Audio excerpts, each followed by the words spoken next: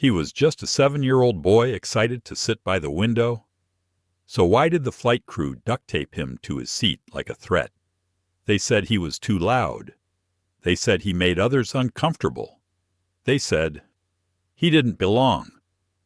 But what happens when the boy's father is not only a calm, powerful man, but also a CEO who won't let silence win? This isn't just a story about one child. It's a story about a system that flags children based on how they look, not how they behave. It's about how quiet resilience can shake industries, about how truth, when spoken clearly and without rage, can unravel billion-dollar machines. But here's the question. If it hadn't been recorded, would anyone have believed a 7-year-old black boy over a corporate algorithm? And deeper still, how many other voices were duct-taped before his? If that made your heart stop, you need to see what happens next. Don't forget to like, share, and subscribe to join us for this powerful journey. Now, let's begin. The terminal at North Arlen International Airport was still asleep when Malcolm Keene stepped through its glass doors, the pre-dawn chill clinging to his coat. His hand gently clasped the smaller fingers of his son, Zion, who was still humming the theme song from the robotics show they'd watched the night before. Their red-eye flight back to Washington was the last stop after a week-long tech summit where Malcolm had delivered a keynote on ethics in artificial intelligence. But here, in this brief moment, there was no podium, no applause, just a father and his son. Zion bounced with every step, his backpack bouncing behind him like a second shadow. He was 7, curious, joyful, a boy who once asked if planes could fly above dreams. "Dad," he chirped, tugging at Malcolm's sleeve, "do clouds ever get tired?" Malcolm smiled, softly, the kind of smile that only fathers understand, one born not of amusement, but of awe. "Maybe," he replied, "but I think they like having company." Zion grinned, spinning once beneath the wide beams of the terminal lights, pretending to be a cloud himself. Malcolm checked his watch. Gate C11, Flight 219, Skybridge Airlines, first class. He had chosen those seats for a reason, not for luxury, but for peace. A smoother ride, fewer distractions, and a chance to rest his son's growing curiosity without stifling it. As they approached the security checkpoint, he noticed the woman scanning boarding passes barely glanced at Zion. Instead, she looked at Malcolm, then again at their tickets, then back at Malcolm. Her lips pressed into a line, and she stamped them through without a word. Malcolm didn't flinch. He had seen it before, the too long look, the double check, the invisible question behind the polite smile. "Do you belong here?" He did. But he also knew better than to say it out loud. At Gate C11, the plane hadn't begun boarding yet. A few business travelers stood with coffee and carry-ons. Some stared at screens. Some scrolled without looking. Zion, meanwhile, had plopped onto a nearby chair, legs swinging, tablet in hand, stylus already sketching. "What's this one?" Malcolm asked, peeking over his shoulder. "It's us," Zion said proudly. "That's you in your suit, and that's me see the flames. That means I'm fast." Malcolm chuckled. "You sure that's not just because you gave yourself rocket shoes?" Zion's grin widened. A few feet away, a flight attendant stood near the boarding gate door. Tall, trim, mid-40s. His name badge read Brent. Brent's eyes found Malcolm, then dropped to Zion, then to their boarding passes, which Malcolm now held loosely in one hand. He didn't smile, didn't nod, didn't say, "Welcome aboard, sir." He just looked like he was scanning, not for security, but for justification. Malcolm's shoulders tensed, but he exhaled through his nose. He adjusted the strap of his laptop bag and sat beside Zion, gently brushing a crumb from the boy's cheek. The intercom crackled overhead. Pre-boarding will begin shortly for Flight 219 to Washington, D.C. First-class passengers may begin lining up at the gate. Brent stepped toward the podium. His eyes flicked to Malcolm again. Still no smile. Malcolm stood, offered Zion his hand, and together they walked forward. That's when it happened. Brent didn't say a word, but his hand, casual but calculated, slid toward the scanner. He looked at the tickets, then back at Malcolm. "These are for first class," Brent said flatly. It wasn't a question. "I know," Malcolm replied. Calm. Even, no need for explanation. Brent paused. A flicker of something behind his eyes. Then he scanned them in. Zion didn't notice. He was too busy mimicking the beep sound. But Malcolm noticed the pause, the extra second. The moment Brent made a mental note of them and marked something invisible in his mind. "Inside the jet bridge," Zion whispered. "He didn't seem very happy." "No," Malcolm said, keeping his voice low, "but not everyone knows how to smile." Zion tilted his head. "Do you think he's scared of clouds?" Malcolm gave a small laugh. Maybe, but deep down, he wasn't laughing. He'd seen that look before, and it was never just about clouds. The hum of the cabin greeted them first. Low, steady, almost soothing, like the background noise of a peaceful morning. Malcolm Keene ushered his son toward their seats, marked clearly at the front of the cabin, 1A and 1B, window and aisle, first row. Zion's eyes lit up. "Whoa, we're right at the front." "You like it?" Malcolm asked, helping him into the seat. Zion nodded quickly, already reaching for the window shade and pulling it down. Then up, then down again. "Do you think we'll be the first in the sky, too?" Malcolm chuckled. "We'll definitely be the first to hit the clouds." He helped buckle Zion in, adjusted the headrest, and gently handed him the stylus and tablet. The boy immediately started sketching again this time. A plane soaring above a volcano. As Malcolm sat down beside him, he allowed himself a small exhale. A moment of quiet. The kind that fathers of color often learn to savor in public spaces. But it didn't last long.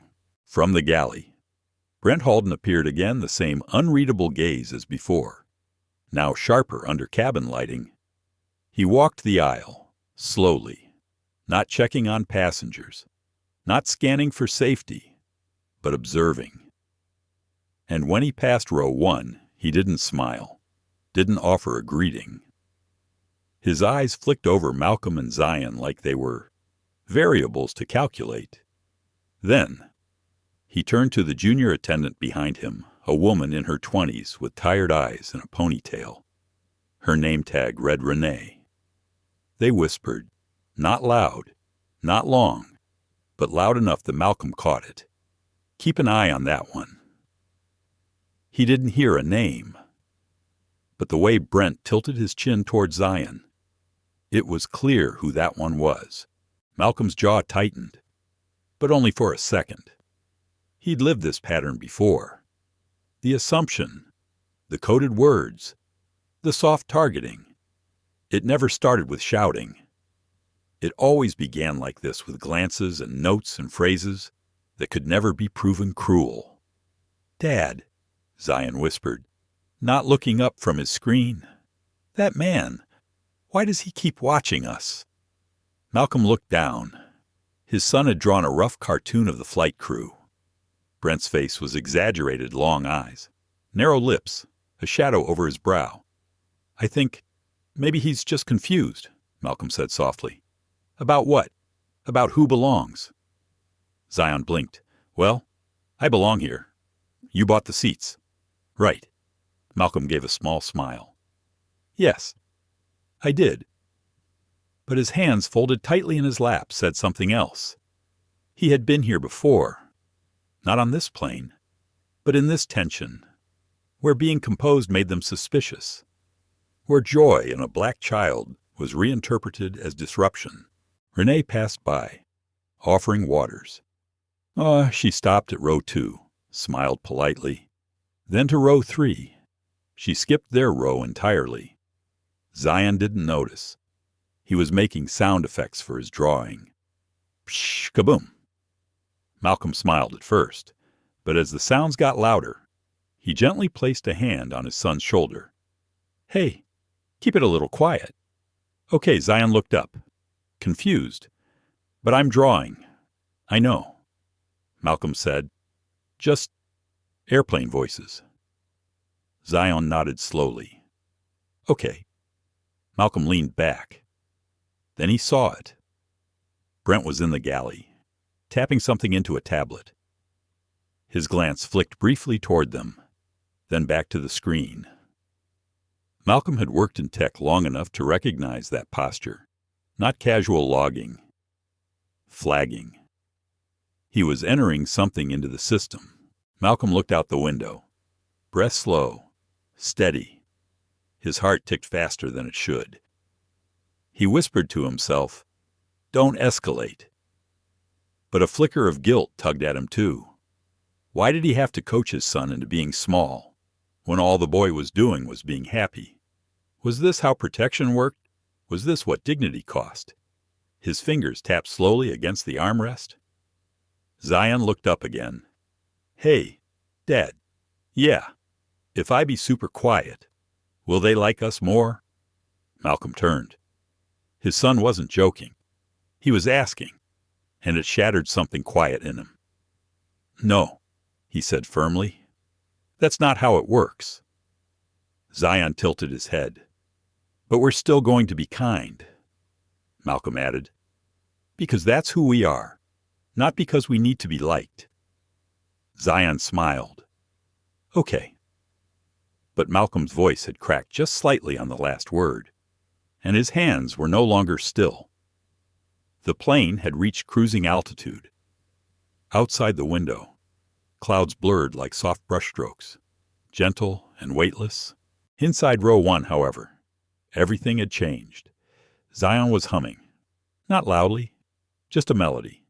Something he had made up himself, a loop of cartoon rhythm and spaceship sounds.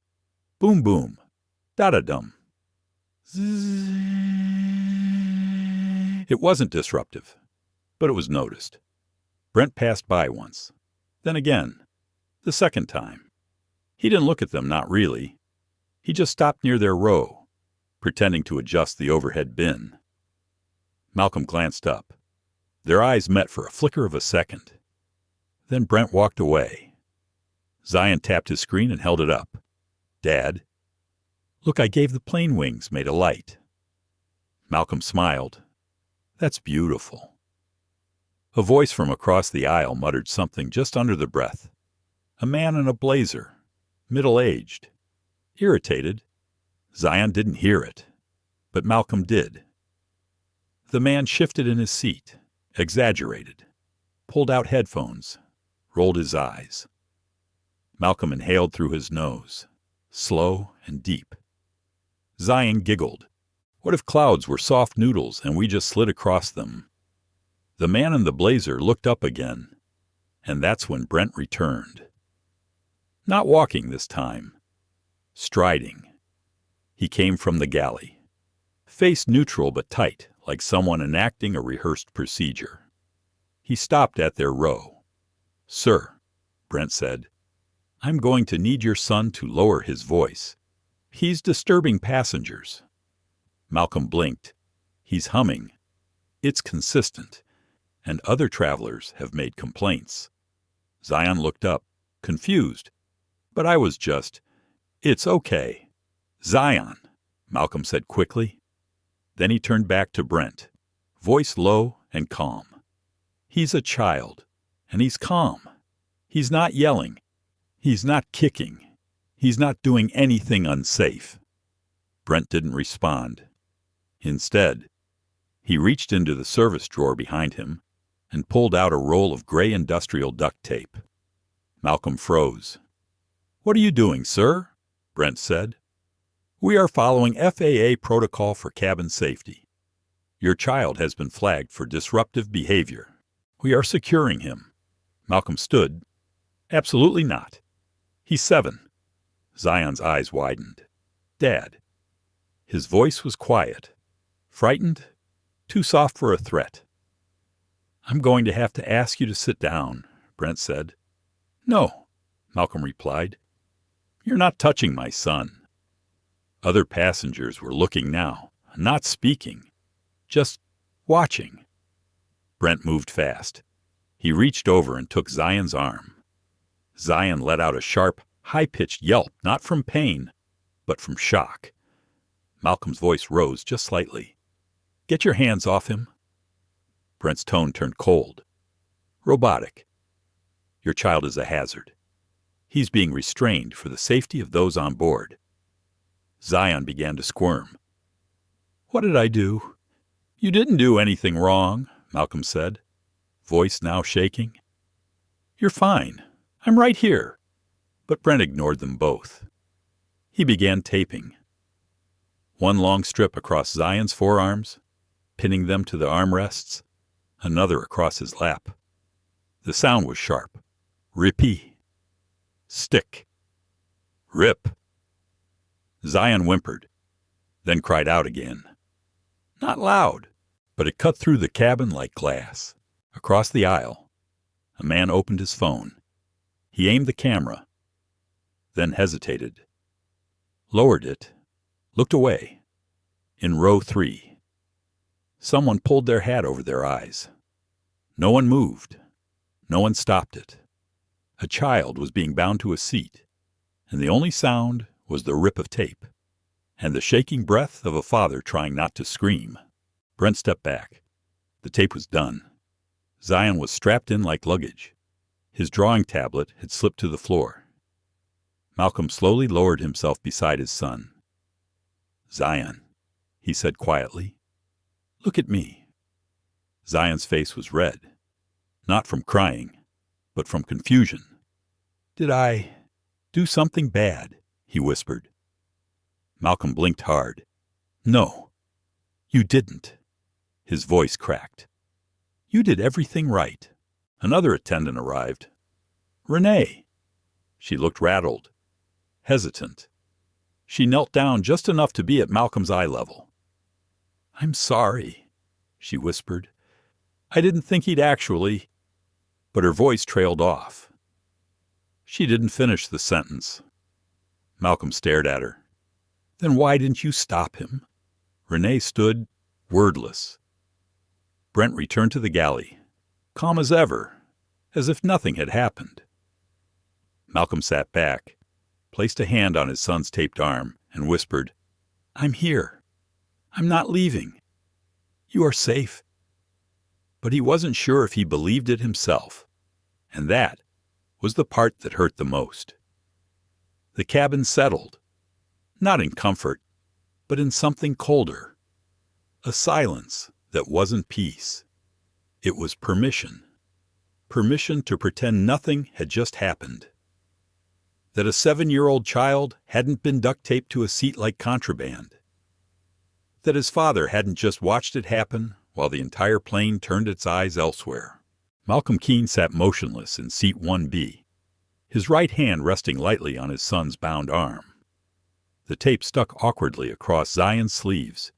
One edge had nicked the skin near his wrist. A thin line of red was starting to form, not bleeding, but raw. Malcolm didn't blink. He just whispered, I'm with you. I've got you. Zion wasn't crying. That's what unnerved Malcolm the most. He wasn't sobbing. He wasn't yelling.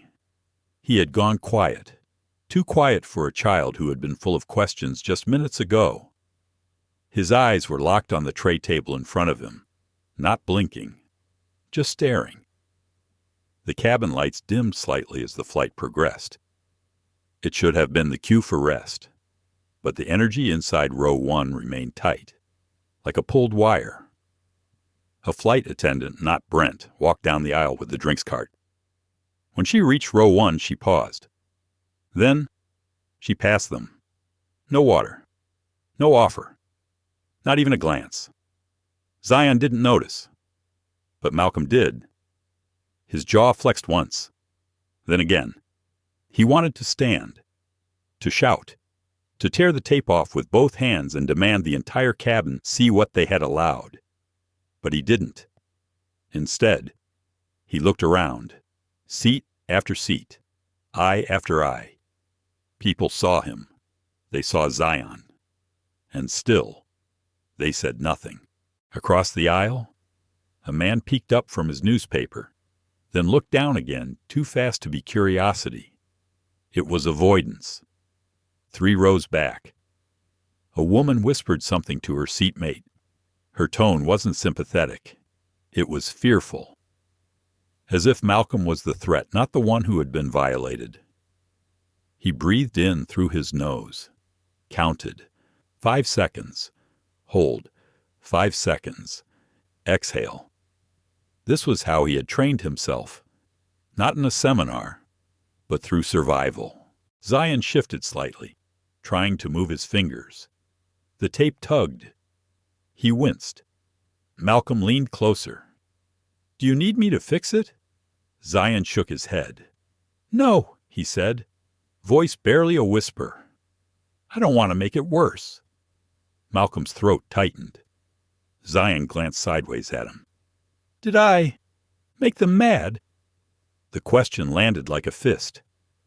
Malcolm looked at his son, really looked, at the boy he had raised with gentleness, with wonder, with joy, the boy who asked about clouds, who drew volcano planes, who laughed with his whole chest just 2 hours ago, and now he sat like a warning sign, bound, still, shrinking.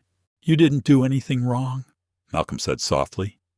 His voice cracked on the last word. Zion blinked. "Then why did they do this?" Malcolm hesitated. There was no safe answer, only honest ones, and Zion was too young to carry the full weight of them. So instead, Malcolm said, "Because sometimes people forget how to see clearly, and when they don't see you right, they get scared, and scared people do bad things." Zion nodded once. His eyes were glassy now. "But I didn't scare them." "I know." Malcolm reached up and brushed his son's curls back from his forehead. "You didn't scare anyone. You just reminded them of something they didn't want to face." Zion didn't reply. He just leaned toward his father, as much as the tape allowed. And Malcolm leaned in too, pressing his forehead gently to his son's. The plane rocked slightly with turbulence. The intercom buzzed flight attendants. "Take your seats." Brent passed again. Slow. Steady. Malcolm didn't look at him. Not because he didn't want to, but because if he did, he wasn't sure what would happen. He could feel it beneath his skin now. That deep, quiet fury. Not rage. Something colder. A resolve. He whispered again to himself, "Don't give them the story they want." Then, softer, almost like a vow, "Give them the one they'll never forget." The engine roared gently outside. Inside, the silence held, but it wasn't empty anymore. It was loaded, and Malcolm wasn't done, not even close. The landing gear lowered with a mechanical groan. Belmont City International Airport came into view through the window patches of green, streaks of highway, the glint of morning sun against glass towers. In row 1, Malcolm Keene barely moved. His hands rested gently on his son's taped arms, the way someone might guard a cracked vase tender, careful, knowing one wrong move could break everything. The wheels hit the tarmac, a short, blunt jolt. Zion flinched. The duct tape pulled with the motion.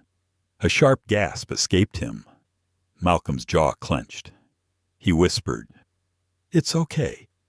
We're here. Just a few more minutes." Zion nodded, eyes wide, lips pressed into a thin, silent line. The plane slowed to taxi. Passengers sat up, stretching, rustling newspapers and lifting phones as if the last hour hadn't happened, as if the front row hadn't held a boy restrained like cargo. The captain's voice crackled over the speaker. "Welcome to Belmont City. Please remain seated while we taxi to the gate." In the reflection of the window, Malcolm saw movement. Brent, back again. This time not with tape, not with protocol, but with a smirk. He leaned down. "Sir," he said flatly, "remain seated after landing. Airport personnel will be meeting you at the gate." Malcolm blinked. "Excuse me."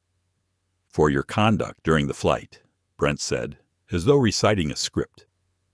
"You've been reported for non-compliance and creating an unsafe environment." Malcolm's heart stilled. He turned to look at his son. Zion was listening now, wide-eyed. "I'm the one being reported," Malcolm asked. Brent didn't answer. He stood up and walked away without another word. 10 minutes later, the cabin door opened. The jet bridge attached with a soft mechanical thud. People unbuckled, gathered bags, avoided looking forward. Zion's arms were now raw, marked by red lines where the tape had pressed against soft skin. Malcolm gently unwrapped each strip slowly, silently. Every rip made Zion flinch, but he didn't complain, not once. When the last strip fell, Malcolm wrapped his coat around his son and lifted him into his arms. He stood up, holding Zion like he had when he was an infant, firm, protective, certain, and that's when he saw them. 3 uniformed airport security officers waiting just outside the aircraft door. Alongside them stood a tall woman in a charcoal suit. Her badge read, Marta Reeve, Skybridge Airlines, Vice President of Compliance. "Mr. Keene," she said curtly as Malcolm stepped into the terminal, "we need a moment of your time." Malcolm didn't stop walking. "If this is about what just happened on that flight, it's about your conduct," Marta said firmly. A report was filed mid-flight by the lead attendant. She tapped her tablet. "It claims you verbally threatened crew members, disrupted safety procedures, and became aggressive during turbulence." Zion's arms wrapped tighter around his father's neck. "You're serious," Malcolm said, voice sharp but even. "You duct-taped a child, and you're blaming me." Marta didn't blink. "Effective immediately," she said.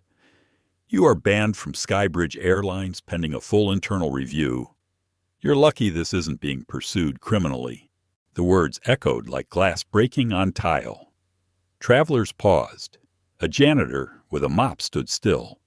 A woman with a stroller glanced over. Eyes lingered. Phones hovered. Malcolm adjusted Zion's weight in his arms, then looked Marta in the eyes. "You're telling me that after everything your crew just did, you're banning me?"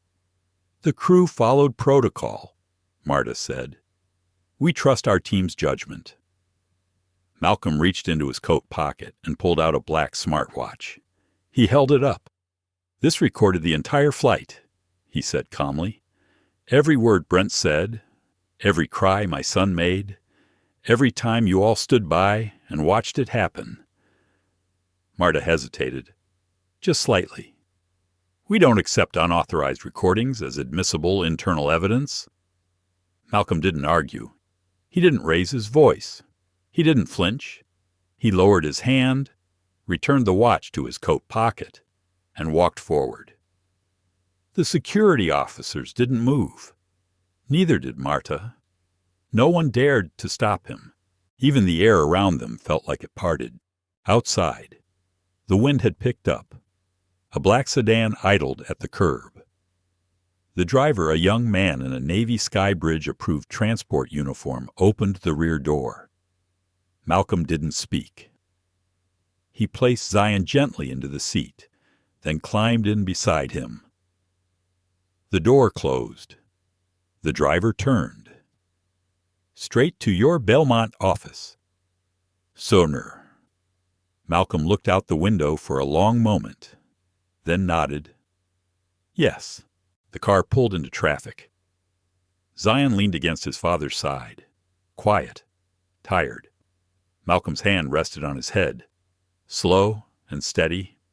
Inside his chest, something had shifted. The pain wasn't gone. It had evolved. It had become clarity. And that clarity was dangerous. Not to him, but to them. He whispered, barely audible. They're not ready for what's coming next. Zion stirred slightly. Daddy asked, Are we in trouble? Malcolm didn't answer immediately. He looked down at his son, this brave, brilliant boy. No, he said softly. They are. The elevator doors opened with a soft chime. Inside Empathion Labs. The 29th floor lights were still dim, but not off. The building never really slept. Not when the people who ran it had learned the power didn't punch out at 5. Malcolm Keene stepped into the quiet lobby, still in his coat, his son Zion asleep in his arms. A security guard at the front desk stood instinctively. Mr. Keene, Malcolm nodded once. I just need the conference room. Yes, sir. No one asked what had happened. They had seen the headline. They had seen the photo. Zion, curled under a coat, the glint of duct tape still visible near his elbow. It had spread in whispers, but Malcolm wasn't whispering anymore. He laid Zion down gently in the small beanbag chair in his private corner office, a space filled with coloring books, a plush rocket ship, and a 3D printed model of Saturn he had helped his son build. Zion stirred slightly, but didn't wake. Malcolm sat beside him for a long minute, just watching, just breathing. Then he stood and walked out. By the time he entered the glass-walled conference room, Miles Brenner was already there. Slouched against the screen, arms crossed, eyes unreadable. Miles had been Malcolm's operations chief since the 2nd month of Empathion. He didn't wear suits. He didn't smile much, but he understood systems, and he understood silence. You good, Miles asked softly. No, Malcolm said. But I'm ready. Miles nodded once, then tapped the tablet in his hand. I pulled the metadata from the smartwatch recording. Clean. Clear. Time-stamped. Includes Brent's voice, the duct tape, the denial of service, and Marta's lucky we're not pressing charges line at the terminal. Malcolm didn't blink. He sat down, exhaled, then whispered, We use none of it yet. Miles looked up. What we don't go public? Malcolm said. Not yet. Miles stepped back. They duct taped your son, Malcolm. I know. And blamed you. I know. Malcolm's voice didn't rise. It stayed in that place just beneath fury, just above silence. The frequency of control. If we go loud now, he continued, they'll circle the wagons, lawyers, PR statements, internal reviews. He tapped the table once. They'll tell the world they're investigating themselves, and the world will wait. Miles tilted his head. So what's the play? Malcolm's eyes didn't move from the wall ahead of him. We get behind their firewall. At 11:42 p.m., the digital forensic team arrived 2 engineers and a former military cyber analyst named Devin Pierce. Sharp, precise, no small talk. Within minutes, laptops were open, keyboards tapped in rapid bursts, screens lit up like emergency panels. Malcolm stood behind them, not interrupting, just watching. Every scroll, every line of code, every blinking prompt. He watched like a father who had just learned that the monster doesn't live under the bed, but in the cloud. 2 hours passed. Then Devin leaned back in his chair. We found something. He slid the laptop around. It was a document, encrypted, buried deep in a subdirectory of Skybridge Airlines' internal server. Access labeled Restricted Behavioral Integrity Flag System, BIFs. Malcolm's jaw tightened. Open it. Devon entered the final key. The file unlocked. On screen appeared a program overview. Project Insight Wave status. Active type. Predictive passenger. Profiling parameters. Race, age, gender, speech volume, movement during flight. Historical booking patterns. Priority risk levels. Red, rowers containment candidate. Yellow, rowers disruptive potential. Green, rowers compliant. And then the next line. Behavioral trend. Young black males, ages 5 to 12. Flagged as high likelihood of excitability. Disruptions. Recommended preemptive containment protocol, early restraint authorization, ERO. Malcolm stared. No movement, no expression, just the sound of his silence setting the room on fire. Miles whispered, "They've been doing this for years." Malcolm spoke slowly. "This isn't a glitch. It's not a mistake. It's a product." He stepped away from the screen, not pacing, just still. That was always the sign. Something serious was coming. Malcolm didn't get loud. He got silent. And then he moved the earth. "We don't leak this yet," he said at last. Miles blinked. "You want to wait. They think they're safe. That's their weakness." Malcolm sat back down and opened his laptop. Typed 3 words into a blank document. Then the title. To Federal Transit Integrity Commission. Subject Proposal for Joint Audit Partnership. Behavioral Algorithms in Public Transit. He didn't declare war. He sent a handshake. Because nothing made the guilty more careless than feeling comfortable. Behind him, Zion stirred in the corner. Malcolm turned his head slightly. The boy was still asleep. But for the first time since the flight, Malcolm wasn't. He was awake, and the system had no idea what it had just started. By morning, the city skyline had softened under cloud cover. From the 29th floor of Empathion Labs, fog pressed against the glass like a held breath. It was quiet, but not peaceful. Malcolm Keene stood at the edge of the conference room, staring out over Belmont, coffee cooling beside him.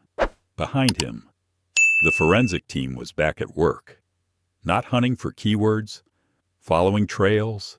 Miles Brenner entered with a laptop under one arm and a look that said everything before he opened his mouth. "We traced the program," he said. Malcolm didn't turn around. He didn't have to. Miles placed the laptop on the table. "Tap the screen." A new file appeared, one that hadn't come from Skybridge's servers. It came from a vendor. Origin Source CenturyLink Analytics, Inc. License Agreement Project Insight Wave Client Skybridge Airlines. Type Behavioral Risk Flagging and Passenger Predictive Screening Deployment. Embedded in internal crew interface systems since Q3 FY 2020. Malcolm read it all, then whispered, "So it wasn't theirs to begin with?" "No," Miles said. "They bought it, pre-built, packaged, polished, with a user guide and API documentation." Malcolm's voice stayed low. "But the risk flags, the color codes." Miles nodded. "All designed upstream." Malcolm pulled a chair from the table and sat, hands folded under his chin.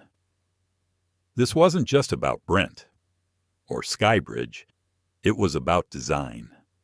And someone somewhere engineered harm and called it innovation. "Who owns CenturyLink?" he asked. Miles had already anticipated the question. "Private, VC-backed. But the CEO's name is Owen Braddock, former defense contractor. Moved into behavioral analytics during the Patriot Act boom. Their specialty pattern prediction." Malcolm stared at the screen. "What else do they make?" Miles tapped again. The list scrolled. Campus alert systems. Courtroom behavior forecasting. housing compliance flagging for public rental databases, risk assessment and parole hearings, airline passenger modeling. It wasn't one line of code. It was an ecosystem. And Zion had just tripped a flag that never should have existed. Malcolm leaned back in his chair, exhaled slowly. For a long moment, no one spoke. Then he said, almost to himself, "They think this is math, that if they hide bias behind algorithms, it won't bleed." Miles sat across from him. "Malcolm, this is infrastructure-level discrimination." "I know." "Then what do we do?" Malcolm didn't hesitate. "We make it visible." The rest of the morning unfolded like clockwork. He didn't yell. He didn't march. He wrote. By noon, he had drafted a confidential letter to the Federal Transit Integrity Commission, not accusing anyone, but offering cooperation. The tone measured, professional, diplomatic bait. He signed it with calm authority. Malcolm A., Keen founder, Empathion Labs, specializing in AI governance and predictive system ethics. Then he made another move. He began contacting former Skybridge employees, quietly, discreetly. He reached out to one in particular, Jerome Beckett, a name whispered in forum threads. Once a safety compliance architect, now mysteriously laid off. The meeting was set for 6 p.m. Off record. That night, Malcolm met Jerome in a diner on the edge of Belmont. Jerome was mid-40s, heavyset, nervous, still wore a lanyard from a job he no longer had. "You're the CEO guy." "Right," he asked, eyes scanning the room. "I'm a father," Malcolm said. Jerome sighed. "I knew something like this would happen. I told them the system was wrong. I flagged it. Twice. Got ignored. Then got reassigned. Then gone." He slid a flash drive across the table. Malcolm didn't touch it yet. "What's on it?" Jerome's face tightened. "Internal slide decks, pilot feedback, crew training scripts." One of them literally says, "Young boys, particularly black or brown, should be pre-flagged if they exhibit excessive movement or volume in boarding." Malcolm closed his eyes for a moment. It wasn't anger he felt. It was recognition. The quiet confirmation of a fear long suspected, now coded in bullet points and brand colors. Jerome added quietly, "It's not just Skybridge. 3 other airlines license the same framework. It's buried in contract clauses labeled passenger risk load balancing." Malcolm finally picked up the drive, slipped it into his coat. "You're safe?" he asked. Jerome gave a thin smile. "I'm broke, not broken. And if they come after me, I'll know I was right to talk." Malcolm nodded, and as he left the diner, he made a silent promise. He wasn't just going to expose the system. He was going to dismantle it, piece by code, line by lie, frame by frame.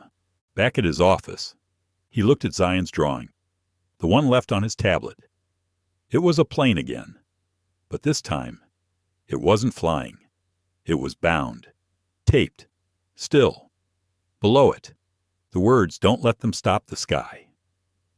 Malcolm didn't cry, but he did whisper, "They won't." It began with a knock. Not at Malcolm's door, but in his inbox. Subject, "What they did to your son. They did to mine, too." The message was short, typed from a public email server. No name, no photo. Just 5 lines. 3 years ago, my son was duct taped to a seat, too. He was 9. I didn't know who to tell. They made me sign papers. I have proof. Malcolm sat back in his chair, closed his eyes, then whispered, "We're not alone." By the end of the week, there were 8 more. Some were mothers, some were uncles. One was a retired teacher who had witnessed a child restrained on a flight and had filed a quiet report only to be ignored. Their stories weren't carbon copies. but they rhymed. Boys between 6 and 12. Labeled disruptive within minutes of boarding.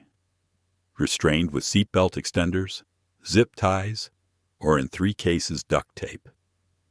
Families threatened with removal or legal charges. Every family was black or Latino. Every flight involved an airline that licensed CenturyLink's predictive system. The turning point came when a man named Reggie Lane stepped forward. He wasn't a parent. He was a janitor. Skybridge Airlines. 12 years. Worked nights. Cleaned cabins. Invisible. Until now. Malcolm met him in a church basement in East Belmont neutral ground. No press. No recordings. Reggie came in wearing worn jeans, a baseball cap, and eyes that had seen more than he ever said. He didn't sit at first.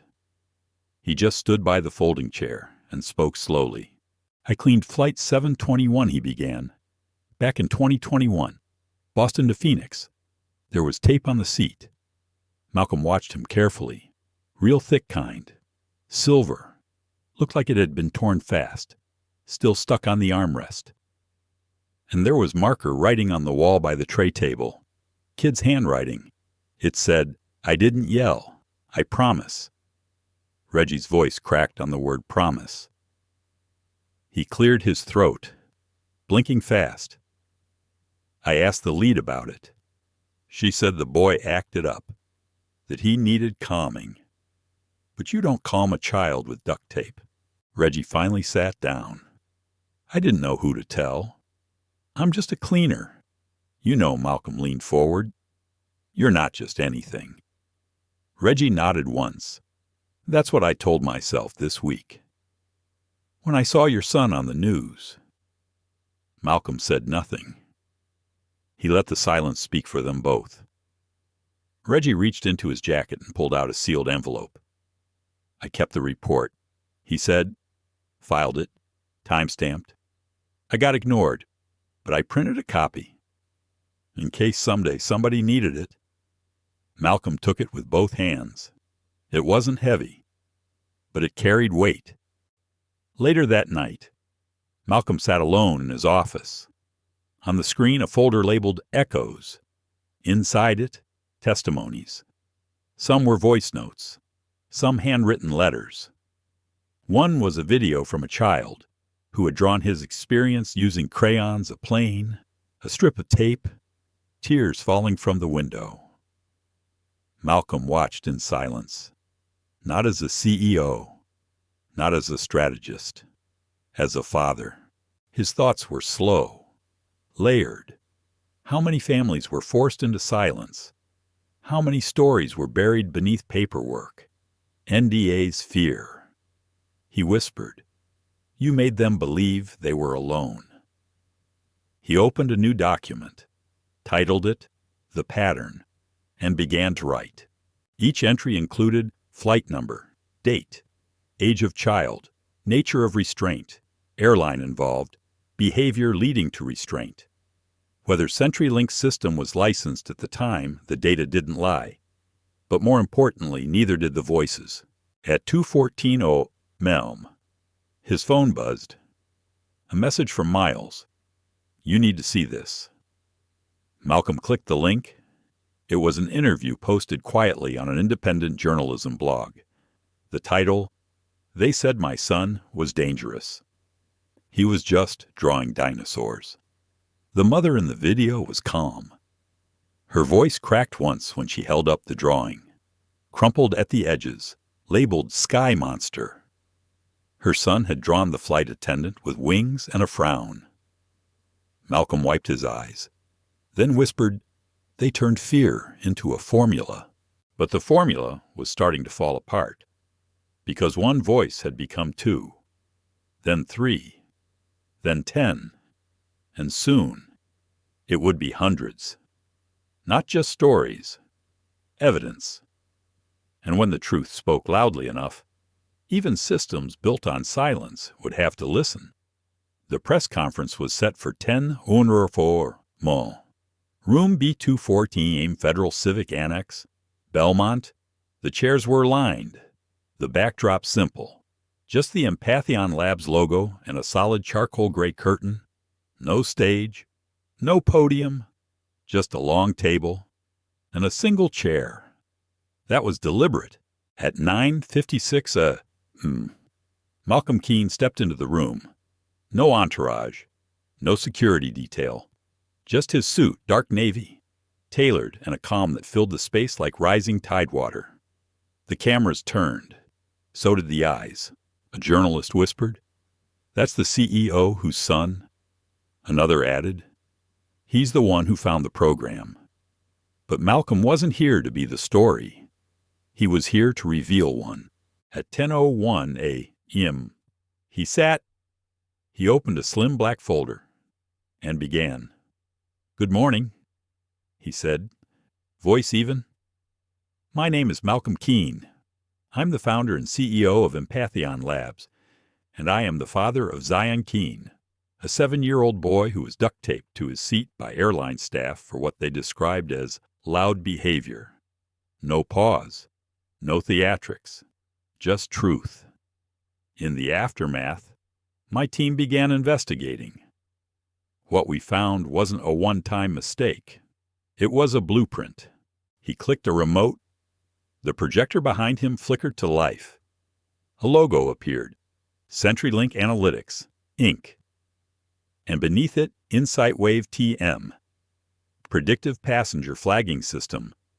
Then came bullet points. Flag risk based on age, race, behavior. Triggers early restraint authorization without real-time human override. Licensed to multiple airlines under ambiguous contract terms. Murmurs spread across the room. Malcolm continued, "This system labeled children, particularly black boys, as threats, long before they boarded the plane." Another slide, a side-by-side chart. Zion Keene, age 7, flagged 3 minutes after boarding Mateo Rivas, age 6, restrained for fidgeting. Caleb Moore, age 10, silenced for excessive speech.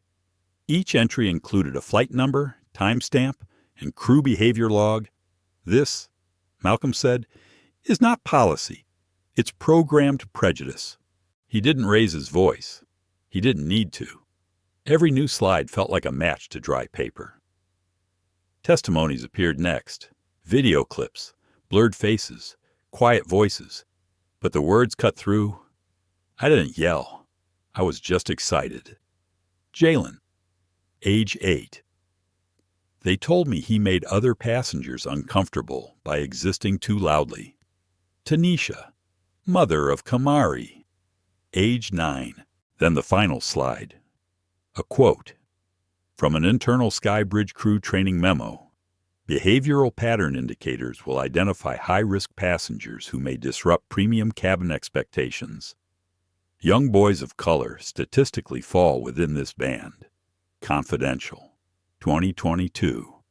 Silence fell like winter. Malcolm looked out across the room. I'm not here to destroy a company. I'm here to expose a framework that punishes children for being themselves, that punishes parents for protecting them, that punishes humanity under the excuse of efficiency. He closed the folder. I have sent all findings to the Federal Transit Integrity Commission. We have requested a formal inquiry, and we will be supporting every family who has stepped forward legally, emotionally, and publicly. Reporters raised hands. He didn't call on them. Instead, he leaned forward. And if you're listening, he said, eyes locked on the cameras. And this has happened too, you know this. You are not an outlier. You are evidence. You are the story they hoped would stay silent. He stood. One voice cracked their system. But it's your voices that will dismantle it. He walked out. No slogan, no applause, just footsteps, measured, certain. Hours later, Duct Tape 2 Fly was trending, but Malcolm didn't check it. He was in his office, sitting next to Zion, who was building a Lego spaceship on the carpet. Is it done? Zion asked. Not yet. Malcolm replied. Are they going to be mad? Probably. Zion paused. Are you scared? Malcolm looked down, then smiled softly. No, because I'm not alone anymore. They didn't expect it to catch fire. Not like this. By noon the day after the press conference, the video had been viewed 4.6 million times. Not through slick production, but because truth needs no filter. Across newsrooms and timelines, the headlines shifted. Duct tape and algorithms. The hidden system behind airline bias CEOs. Calm expose lights a match. Under airline industry. Keene v. Skybridge. The class action lawsuit gathers steam.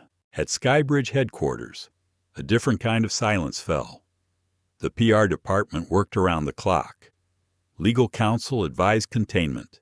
And Brent Norwood, the crew chief who duct-taped Zion, was quietly placed on leave. But the damage was already done. Because a class action suit had been filed. Keene et al. v. Skybridge Airlines, CenturyLink Analytics, and Partners, filed in federal court, backed by over 40 families. At Empathion Labs, the mood was focused, no celebration. Malcolm Keene sat with Devin Pierce and Miles Brenner in a private meeting room, poring over court documents, press statements, and subpoenas. This isn't just about Zion, Malcolm said quietly. It never was. Miles replied. Devin added, We've traced 3 more subsidiaries under CenturyLink. They disguised them under shell firms, selling the same profiling software under names like SafeFlow and Havenflight. Same code, same flagging, different branding. Malcolm rubbed his eyes. How deep is it? Devin's voice was steady, deeper than we thought. That night, Malcolm returned home early. Zion was asleep on the couch with a picture book still open on his chest. Malcolm sat beside him. The boy stirred. Did the people listen? Malcolm hesitated, then said, Some did. Some are still pretending not to hear. Zion nodded slowly, half asleep. They will. Then he turned over and went back to dreaming. The next morning, the first threat arrived. An email. No signature. No traceable IP. Just a subject line. Stop, or he'll be next. Attached was a photo, a long-range shot of Zion's school, from across the street. Malcolm stared at the screen. His hands didn't shake, but something inside him did. Not fear, resolve. He didn't call the press. He didn't make a video. He called Maya Tolland, his head of private security. Lock everything down. He said, I want 24-hour protection on my son. Discreet. Non-negotiable. Then he forwarded the threat to the FBI. Without drama, without a word on social media. Because justice isn't always loud. Sometimes it's quiet and relentless. That same day, a whistleblower from CenturyLink went public.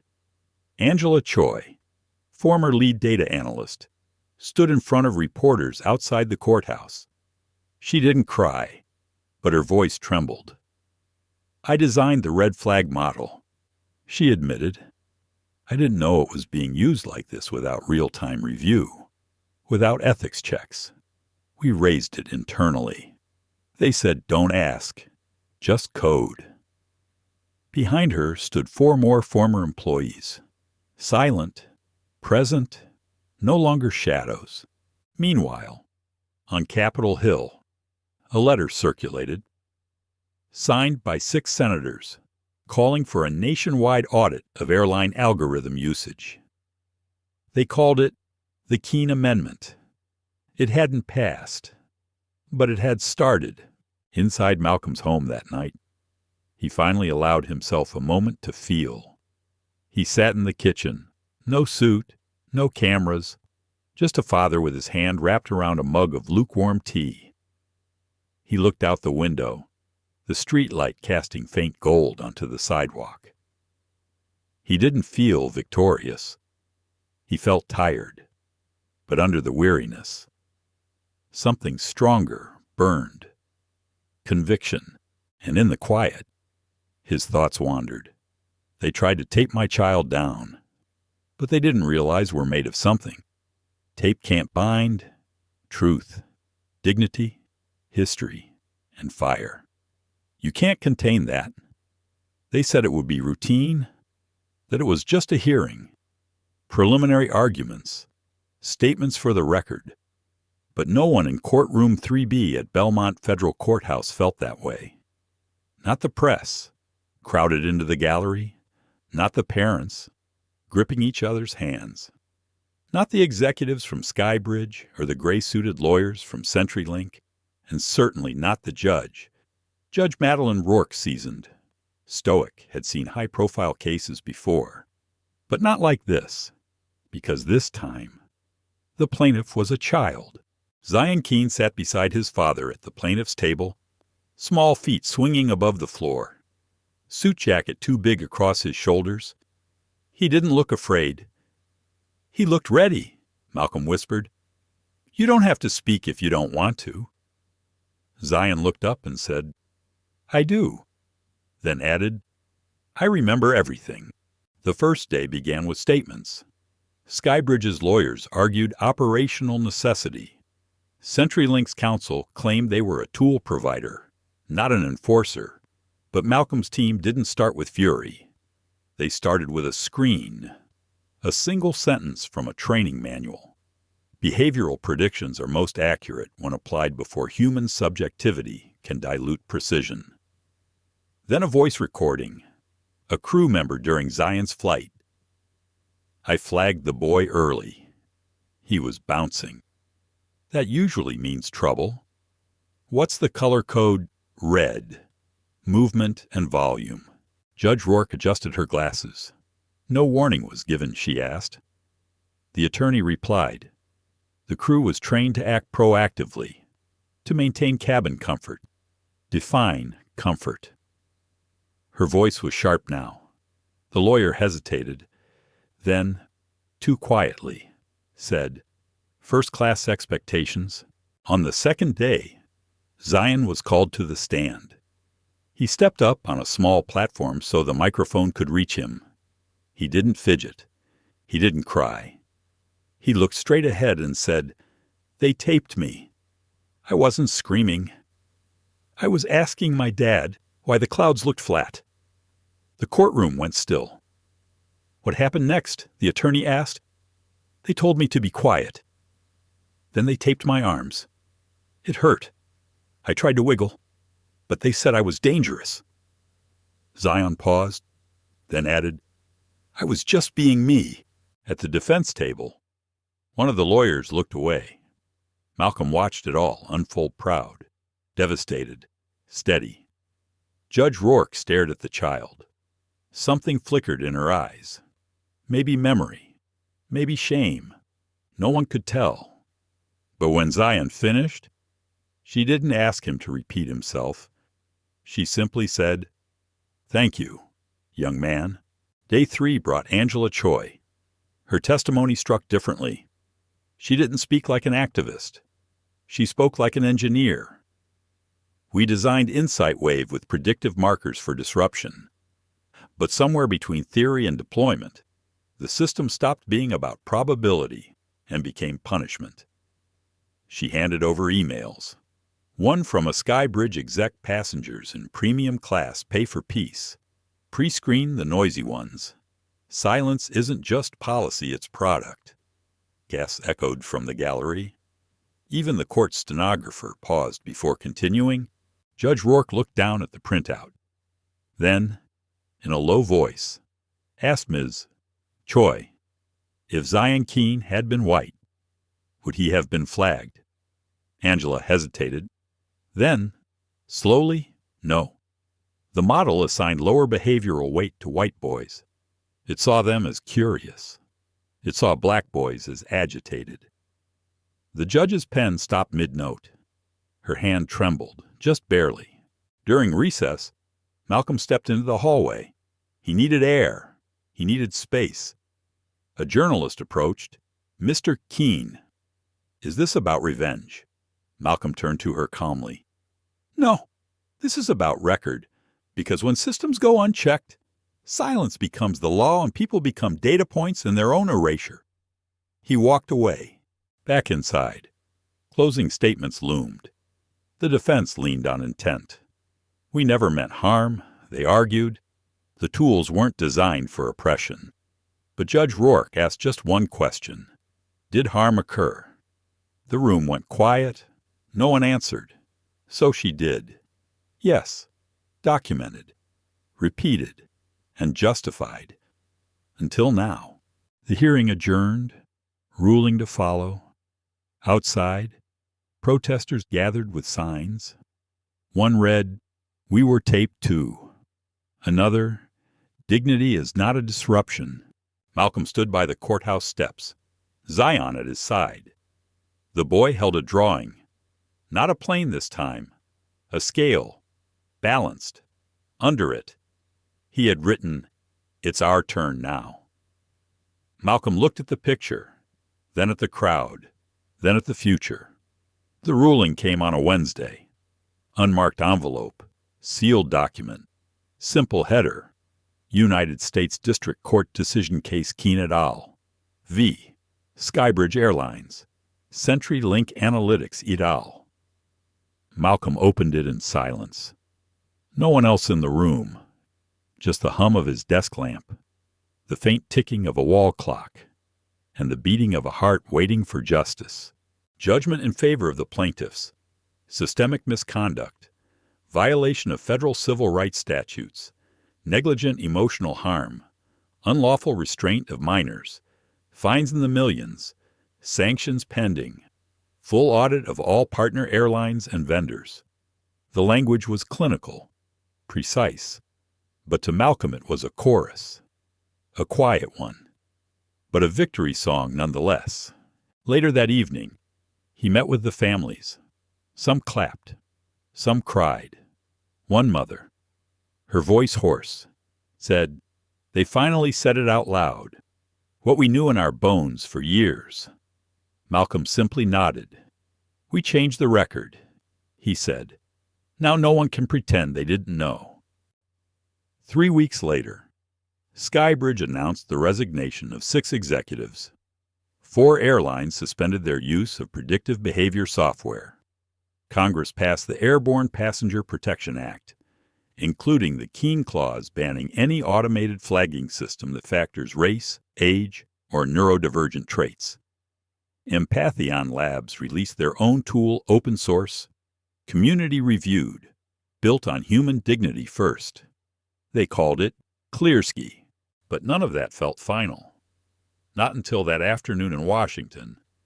The National Museum of Civil Liberty unveiled a new exhibit, a single first-class seat, torn duct tape hanging from the armrest. Beside it a photo of Zion smiling, Lego spaceship in hand. And beneath the glass, a simple plaque, Zion Keene. Age 7 restrained for being loud. His voice changed laws. His father changed the system. They tried to tape him down, but he rose anyway.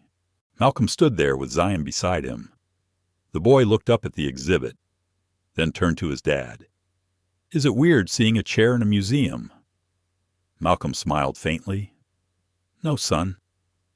It's weird knowing how many others never got their chair in one." Zion thought for a second. "Maybe we can make more." Malcolm paused, then said, "We already are." As the crowd filtered through the museum, Malcolm stepped aside. He saw Judge Rourke standing near the back. No robe, just a woman in her 70s. She approached. "Mr. Keene," she said quietly, "I ruled. But what? It was your restraint that delivered justice?" He nodded. "You ruled with more than the law." He replied. There was a beat of silence. Then she added, eyes slightly moist, "I never taped anyone down, but I looked away. for years. You didn't just make them listen. You made me look." She extended her hand. Malcolm shook it. Neither smiled. The moment didn't need it. Outside, the sky was pale blue. A soft wind pressed against the sidewalk. Zion ran ahead, holding a paper airplane a stranger had given him inside the museum.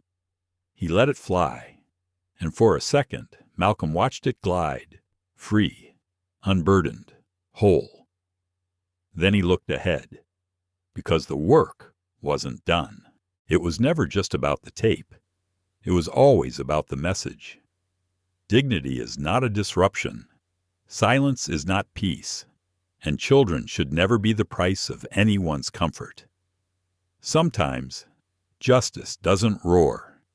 It whispers through a child's voice on the stand, through a father's quiet determination, through every parent who refused to look away.